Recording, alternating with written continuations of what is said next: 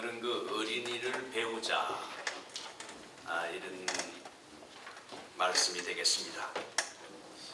5월은 가정의 달로 5월 첫 주일은 전 세계 교회가 어린이 주일로 지키는 날입니다. 우리가 사는 이 리즈월드에는 시니어 노인들이 주로 모여 살기 때문에 어린아이들이 없습니다. 우리 교회도 어린아이가 없지요. 그래서 어린이 주일을 잘 지키지 않았습니다마는 오늘 우리의 자녀들이 다 어린입니다. 우리의 손자, 손녀들을 생각하면서 우리가 오늘 특별히 여러분의 자녀들, 손자, 손녀들을 생각하면서 기도하고 축복하는 날이 되기를 바랍니다. 보통 어린이들은 어른들의 지도와 교훈을 받고 어른들을 보면서 어른을 배우고 따라간다고 하지만은 예수님은 제자들에게 오히려 역설의 진리를 말하면서 너희가 어린아이같이 되지 아니하면 결단코 천국에 들어가지 못하리라. 오히려 여러분, 어린아이가 어른을 배우는 게 아니라 어른들이 어린아이들을 배워야 되고 어린아이 같아야 된다. 어린아이처럼 돼야 천국에 들어갈 수 있다고 어린이 예찬을 하셨습니다. 그래서 오늘은 어린이들의 특성을 몇 가지 생각하면서 우리 어른들이 어린아이에게 배워야 할 것 몇 가지를 통해서 교훈을 받고자 합니다.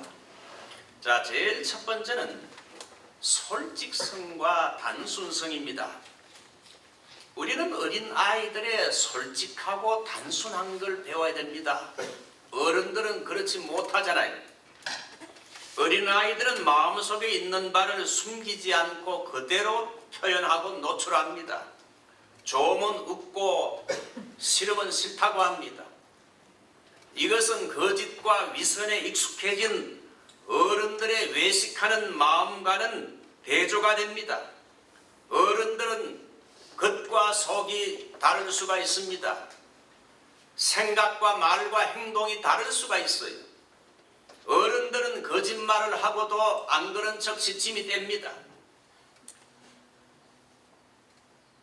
저는 우리 큰아들의 딸인 손녀 하나가 있는데 이름이 예은이라고 지었습니다.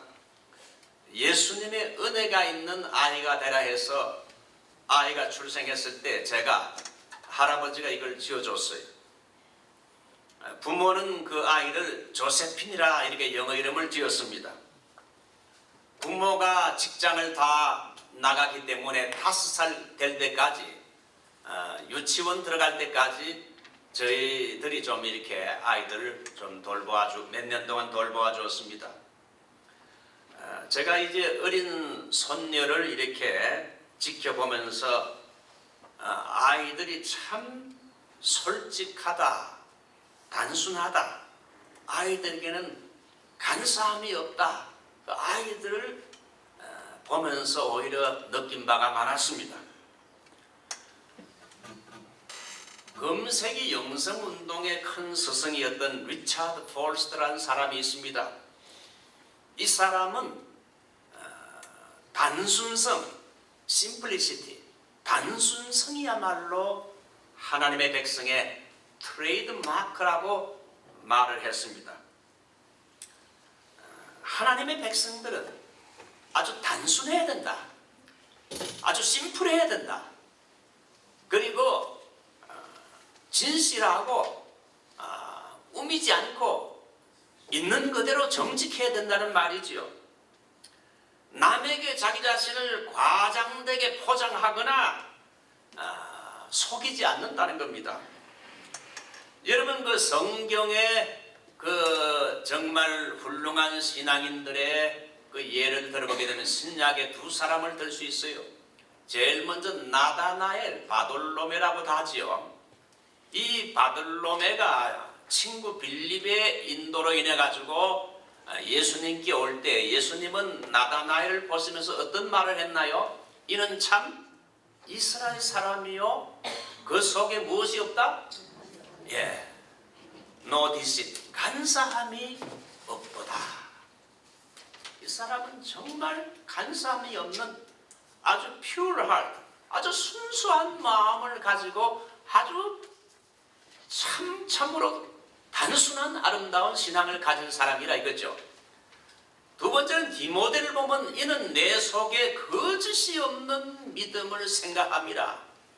그러니까 디모데는 이 바울의 제자가 됐는데 참 이분은 충성스럽고 아주 단순하고 거짓이 없었어요. 그런 믿음을 조상적부터 가지고 있었습니다. 그래서 리차드 포스터가 말한 것처럼 우리 그리스도인은 아주 단순한 어린아이처럼 단순한 성품을 가지고 있어야 된다. 아주 순수한 pure heart를 가지고 간사하지 않고 거짓이 없는 그러한 믿음을 가져야 되는데 우리가 어린이주의를 맞이해서 그동안 세상에 떼먹고 순수성을 잃어버린 부정하고 거짓되고 위선된 우리의 마음을 돌아보면서 우리가 어린아이와 같은 마음을 가지지 못한 것, 순수하지 못했던 것 우리가 회개해야 되지 않겠습니까? 요즘은 여러분 그래서 신앙심이 깊은 사람들의 공통적인 특징을 보게 되면 여러분 신앙심이 깊은 사람들 가만히 보세요. 그 사람들은 아주 단순해요. 아주 깨끗해요. 순수성이 있어요. 과거에 여러분 박군의 마음이라는 전도지가 있었습니다. 그 전도지에 이런 그림이 이렇게 박군의 마음 속에 7마리의 짐승이 들어가 있다. 옛날에 이 전도지가 유행했댔지요. 요즘은 보기 힘듭니다. 박군의 마음을 이렇게 깊이 들여다보게 되면 7마리의 새와 들짐승이 들어가 있는데 죄인된 예수 그리스도를 영접하지 않고 믿지 않는 죄인된 인간의 마음속에 이런 다중인격이 있다는 겁니다. 이것은 여러분 주로 어른들의 마음이라 할 수 있어요. 하나하나 좀 잠깐 살펴보겠습니다. 제일 첫 번째가 뭡니까? 공작이 있어요. 공작. 제가 토렌스하고 팔루스 버디스에서 목회할 때 이 공작새가 자주 날아와서 우리 사는 집 근처에도 또 팔루스 버디스 신방 갈 때도 몇 번 제가 봤습니다. 이 공작새는 날개를 활짝 펴서 자기 아름다움을 드러내고 자랑하지요. 인간의 마음속에 공작이 있다는 건 뭘 말합니까? 이 공작은 무엇의 상징입니까? 무엇의 상징입니까? 네, 교만입니다. 교만의 상징입니다. 자기를 뽐내고 자랑합니다. 우리 사람들이 모이면 자기 자랑하고 자기 자녀 자랑을 많이 하잖아요. 과거 바벨탑을 쌓아 올렸던 사람들이 이 교만의 죄를 지었지요. 노아 홍수가 일어나자 다시 대홍수가 일어나도 살아남을 수 있도록 여러분 바벨탑을 높이 쌓아 올렸습니다. 이렇게 높이 쌓아 올리고 이런 높은 곳에 우리가 살면 하나님이 또다시 이 홍수를 보내도 우리는 살 수 있다. 이렇게 하게 되면 하나님도 어쩔 수 없겠지. 그런 인간의 교만함이 있어요. 사실 하나님은 홍수가 아니라도 지진을 보내서 무너뜨릴 수도 있지요. 이 불신자들의 마음속에는 이 공작과 같은 교만한 마음이 있어서 나는 하나님이 없이도 잘 살 수 있다고 믿고 있습니다. 분명히 하나님이 살아계시고 천국과 지옥이 있는 건 팩트인데 그들의 얄팍한 자기 지식으로 교만해서 하나님은 없다고 이렇게 말합니다. 천국이 없다 그럽니다. 여러분 교만한 마음은 남을 깔보기 쉽지요. 일본은 아직도 독도를 자기 땅이라고 합니다. 이것은 한국인을 깔보는 교만함이 그 안에 있기 때문이 아닌가 생각해요.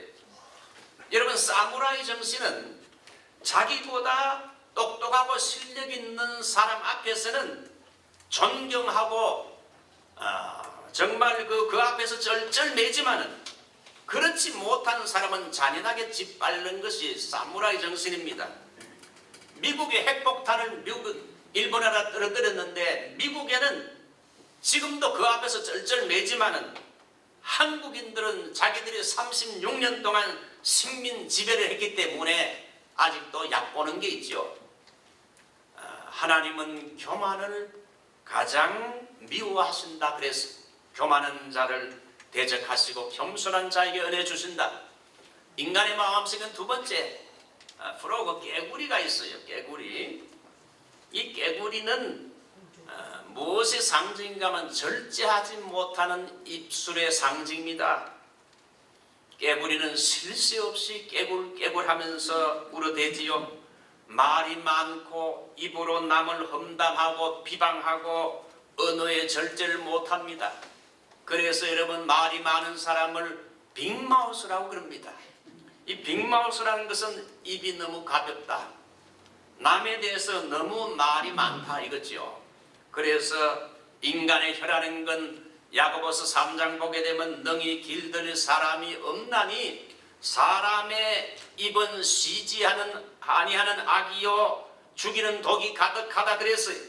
한 입으로는 하나님을 찬송하고 한 입으로는 하나님의 형상대로 지음받은 사람을 저주한다 그랬어요. 우리 인간의 마음속에는 깨구리와 같은 이런 인격이 있어요. 세 번째가 뱀입니다. 스네이크. 이 뱀이란 건 거짓과 간교한 마음의 상징입니다. 이 뱀은 에덴 동산에 나타나서 하와에게 접근해 가지고는 거짓말로 간교하게 인간을 타락시킨 짐승이 뱀입니다. 하나님이 정말 이 선악과를 따먹지 말라고 하시더냐? 그러면서 선악과를 따먹으면 죽는 게 아니라 네가 하나님과 같이 될 수 있기 때문에 따먹지 못하게 하는 것이라. 거짓과 간교함으로 인간 아담과 하와를 타락시켰습니다. 여러분 구약 성경의 야곱은 머리가 좋은 사람이죠. 한 끼 먹는 팥죽으로 형의 장자권을 빼앗았습니다. 그의 지혜는 타고났지요. 그러나 그 지혜를 바르게 사용하지 않자 악한 영의 도구가 된 겁니다. 한국의 이재명 씨는 김문기와 골프를 같이 쳤으면서도 나는 그 사람 모른다고 시치미를 뚝 떼었습니다. 자기를 탄핵하는 자기를 재판하는 사람들 29명을 탄핵하고 이번에 자기를 재판한 여러분 대법원장을 또 탄핵하겠다 그럽니다. 참으로 그의 눈을 보게 되면 뱀을 닮았어요. 여러분 거짓과 술수지요. 어떻게든 정권을 잡고야 말겠다. 그래서 이 뱀과 같은 여러분 그것이 사실 우리의 마음에도 동일하게 있어요. 네 번째 염소입니다. 염소는 뭘 상징할까요? 예? 염소는 음란한 마음의 상징입니다. 염소는 성적으로 더럽고 정욕이 강하다 그럽니다. 오늘날은 도덕적으로 성적으로 물러난 시대지요. 자칫 잘못하면 우리 그리스도인은 특별히 남성들은 이 음란과 호색에 빠지기 쉽습니다. 다윗도 성령 충만한 사람이었지만 음란한 마음에 사로잡히자 남의 부인을 왕궁으로 불러서 자기의 부하의 아내를 침상에 끌어들여서는 불륜을 저지르는 간음을 저질렀어요. 사람이 음란한 마음에 사로잡히면 짐승이 됩니다. 여러분 특별히 구약 성경 잠언은 음녀를 조심하라 그랬어요. 입술은 꿀을 떨어뜨리고 그의 입은 기름보다 미끄러우나 나중에 숯같이 쓰고 두 날 가진 칼날처럼 날카롭다면서 사람을 쏠 지옥으로 끌고 가는 것이 바로 음란이라 그랬어요. 다섯 번째가 사자입니다. 이 사자는 무엇의 상징입니까? 화를 내고 혈기 부리는 이 혈기 부리는 마음이 있다. 이게 사자가 들어가 있는 겁니다. 수시로 화를 내고 분노를 드러내는 것, 부부간에도 혈기를 쉽게 내는 것, 그 안에 사자가 있기 때문입니다. 가인이 왜 아벨 동생을 돌로 쳐서 죽였을까요? 마음의 혈기와 분노를 참지 못한 거지요. 여섯 번째가 돼지입니다. 돼지는 잘 알죠. 무엇의 상징입니까?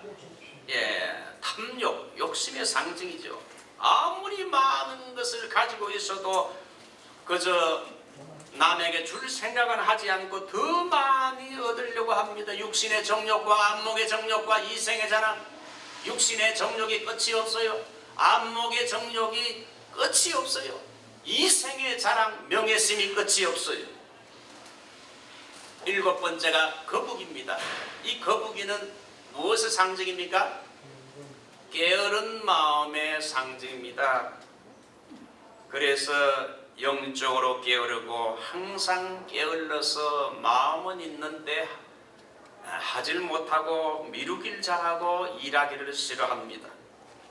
하나님께 분명한 사명을 받았음에도 불구하고 제대로 감당하지 못하고 이 핑계 저 핑계를 대면서 이 거북이처럼 게으름을 피운다는 것입니다. 자, 그래서 여러분 일곱 마리의 짐승 여러분이 외우실 수 있겠습니까? 제일 첫 번째가 뭡니까?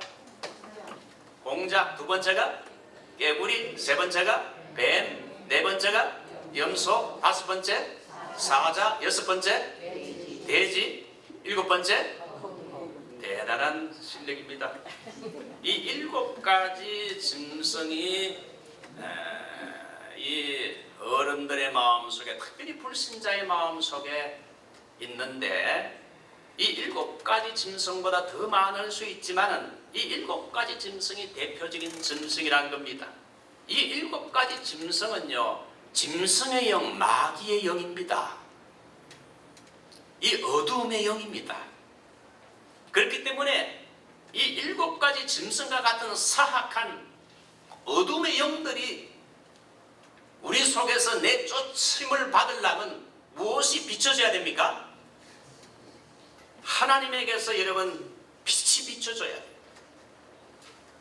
옛날 사도 바울이 여러분 회심하기 전에 다메섹으로 그리스도인들을 체포하기 위해 가다가 하늘에서 밝은 빛이 비추어지면서 빛 가운데 계신 예수님을 만남으로 그의 인생이 변했습니다. 그래서 여러분 지금 믿지 않는 사람들의 다중인격들, 어둠의 영들이, 짐승의 영들이 지배하기 때문에 예수 그리스도의 복음의 빛이 비추어져야 돼요. 두 번째는 여러분 성령님이 들어와서 이 모든 악한 어둠의 세력들과 더러운 것들을 다 내쫓고 성령, 거룩하신 성령이 그 마음을 주관하게 해야 된다. 그러므로 여러분 불신자가 복음을 받아들이고 예수를 믿을 때에 예수 그리스도를 통한 복음의 빛이 비추어지고 성령이 우리 마음속에 들어와서 지난날의 모든 죄를 다 씻어주시고 이제는 하나님의 사람으로 하나님의 자녀로 깨끗하게 하나님이 변화시켜줍니다.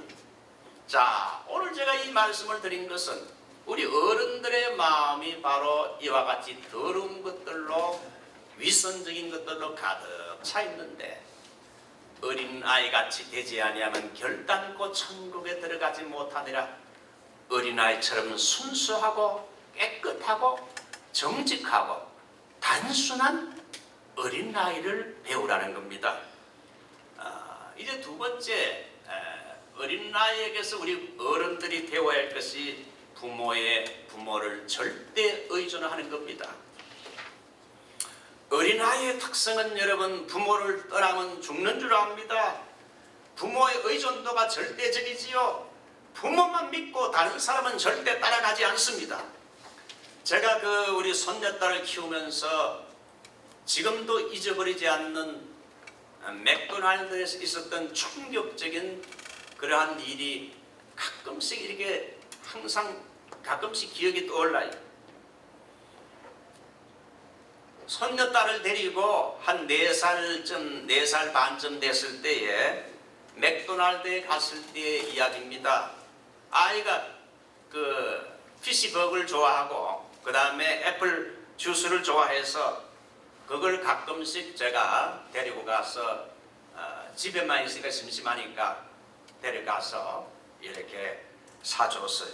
그걸 오다해서 이제는 받아서 테이블에 앉아서 이제 손녀딸도 앉히고 먹으라 그러고는 제가 잠깐 물을 이제 가지려고 저쪽 편에 갔는데 이 손녀인 예은이가 제가 안 보이자 갑자기 할아버지 하면서 울면서 야단이 났어요. 맥도날드의 모든 손님들이 우리 손녀를 쳐다보는 거예요. 애가 눈에서 눈물이 펑펑 쏟아지면서, 그래서 저도 깜짝 놀래가지고는 내가 여기 있다. 그래서 저를 보고 안심하고 울음이 뚝 꺼졌어요. 눈을 보니까 눈물이 펑펑. 저는 그걸 보면서 큰 교훈을 받았어요.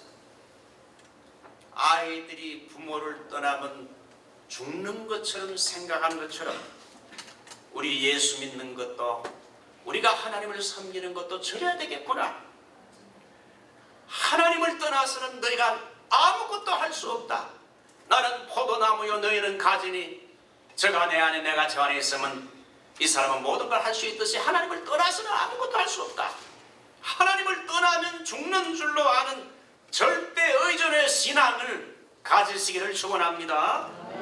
어른들은 여러분 하나님만 의지하라 그러면 어른들은 살아오면서 자기의 인생의 지식과 지혜와 그리고 은행에 디파짓한 돈, 그리고 자기의 지난날에 살아온 인생의 경험, 이런 것들을 여러분 자기의 자원들을 의존하지만은 이런 자기의 자원을 의존하는 것이 많을수록 하나님을 의존하지 않습니다.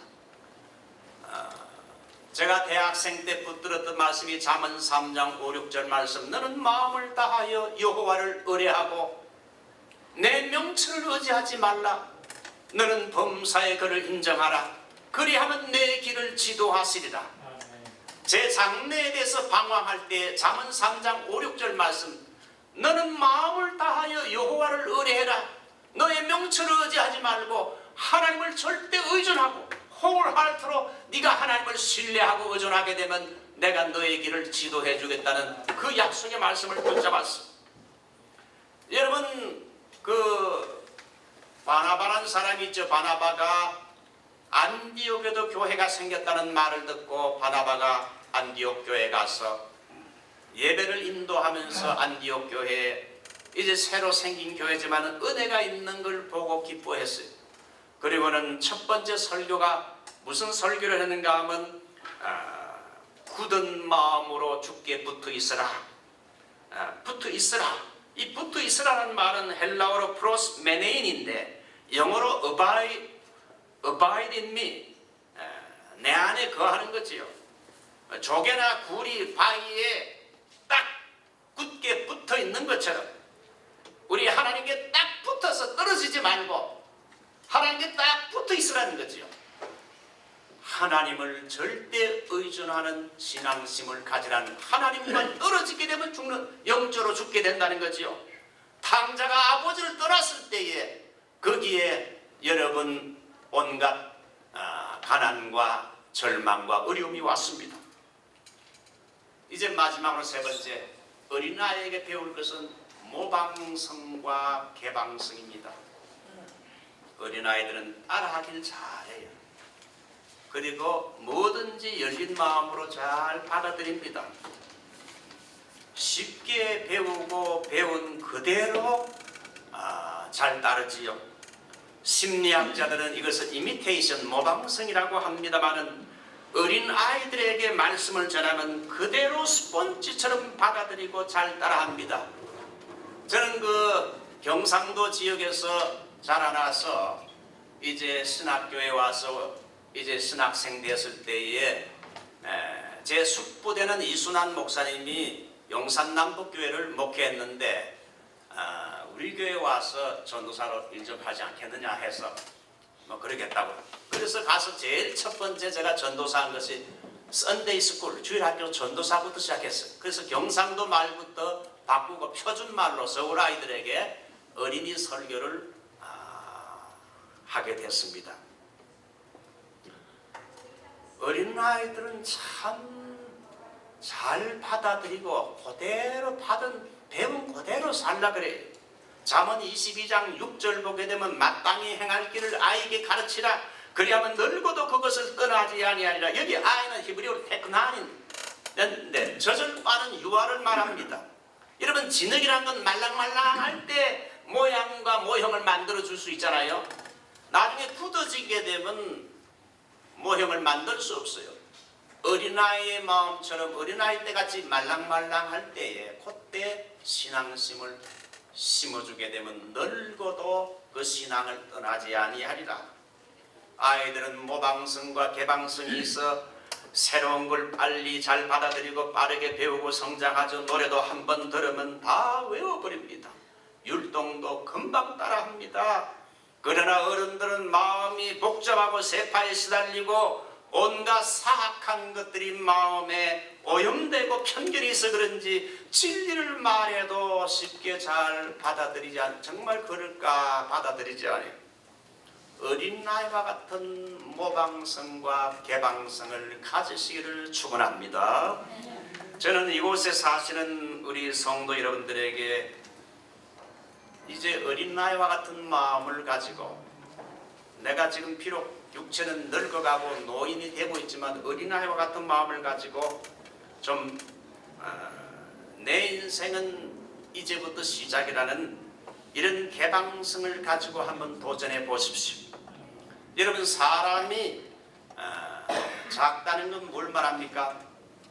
사람이 작다는 건 키가 작다는 것보다 사람이 작다는 건 무엇이 그렇습니까? 사람이 마음이 작고 꿈이 작고 기도하는 기도 제목이 너무 작고 생각이 작은 걸 사람이 작다 그러잖아요. 늙었다는 건 여러분 나이가 많이 들었다고 꼭 늙었다 표현하는 것보다 사람이 늙었다는 건 여러분 뭘 말합니까? 생각이 늘 부정적이고 패배적이고 여러분 고루하고 이런 사람은 젊어서도 늙었다 그럽니다. 늙었지만은 여러분 생각이 젊으면 젊은 사람인 것입니다. 나이는 들어도 어린아이 같은 순수한 그리고 청년 같은 모방성과 개방성을 가지고 영원한 청년이 되십시오. 한번 따라할까요? 영원한 청년이 되십시오. 아이고 목사님 내 나이에 뭐 이제 내가 뭐 하겠습니까? 이런 나약하고 패배적인 생각을 버리십시오. 성경에는 창조적인 일을 할 나이가 지났다고 생각할 나이에 성경에서 위대한 역사를 남긴 사람들의 기록이 많습니다. 자, 제일 첫 번째 하면 성경 예를 들어보면 아브라함이 몇 세 때 부름받았습니까? 75세 때 그가 부름받아서 여러분 100세 때 아들 이삭을 낳고 175세에 부름받아 훌륭한 믿음의 조상의 발자취를 남겼어요. 믿음으로 사는 건 이런 것이다. 자기의 삶을 통해서 보여 75세부터 인생은 시작이다. 모세는 몇 살 때 부름받았습니까? 80세에 부름받아 자기 민족을 구원하라는 부름을 받고는 자기 민족을 엑소더스 출애굽시키는 이런 위대한 모험을 했고 120살까지 살다가 120살 죽을 때도 그는 눈이 흐리지 않고 기력이 쇠하지 않고 건강했어요. 건강했는데 왜 죽었는가?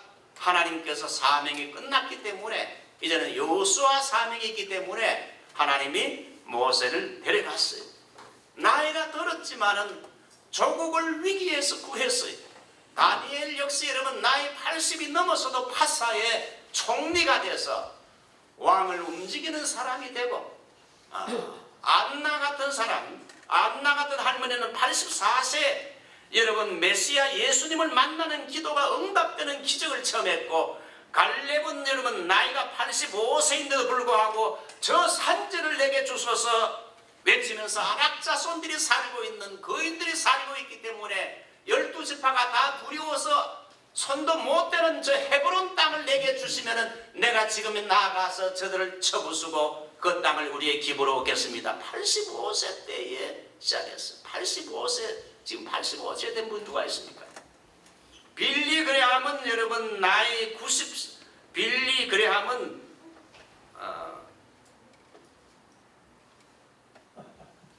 80세가 넘는 나이 때도 왕성한 열정으로 세계를 돌아다니며 복음을 전했고, 빌리그레함이 몇만 명에게 여러분 복음을 전했습니까? D.L. 모디는 100만 명에게 복음을 전했고, 빌리그레함은 20억에게 복음을 전했어요. 나이 80이 넘어서도 세계를 돌아다니면서 복음을 전했어요. 레이건 대통령 여러분 70세 미국 대통령이 되고, 트럼프는 78세 재선에서 대통령이 되었어요. 그러므로 여러분 너무 내가 나이 많다고만 말하지 마시고 영원한 청년의 마음을 가지고 사십시오. 우리 교회 여러분 소교민 원로 목사님은 92세인데도 아직도 청년처럼 설교하고 계시잖아요. 전광우 장로님 92세신데도 여러분 영어로 설교를 통역하시잖아요. 청년 같은 그런 마음을 가지고 있어요. 홍하심 사모님은 96세이신데도 수요일날 성경 공부에 나와서 열심히 성경 공부하잖아요. 우리 홍하심 사모님 한번 박수를 쳐드립시다. 윤헬렌 권사님, 한봉석 장로님은 여기 계시는데 나이가 지금 몇입니까? 90인데도 성가대 봉사하시고, 어제도 90인데도 청년처럼 솔뱅에 가서 뭐 하나도 안 피곤하대.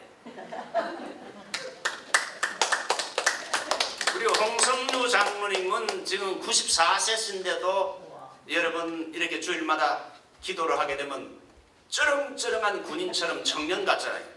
허홍렬 장로님 92세신데도 이번에 춘계 대신방 때 저하고 같이 따라다니면서 신방을 다 끝냈습니다.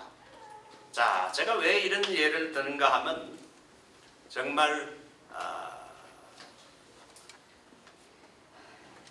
나이가 들고 연로해졌지만은 중요한 건 마음이 중요해요. 마음을 청년과 같은 마음을 가지시면 된다는 겁니다. 가수 조영남은 80세가 넘었으나 자신을 영원한 소년이라고 말하고 있지요. 그러면서 노래를 부릅니다. 우리는 늙어가도 영원한 청년같이 그리스도를 위해 살자. 이제 마지막으로 제가 좋아하는 조지 휘필드의 명언을 하나 소개합니다. 나는 녹슬어 없어지기보다, 그 다음 뭐가 돼야 됩니까? 예, 따라서 없어지기를 원한다.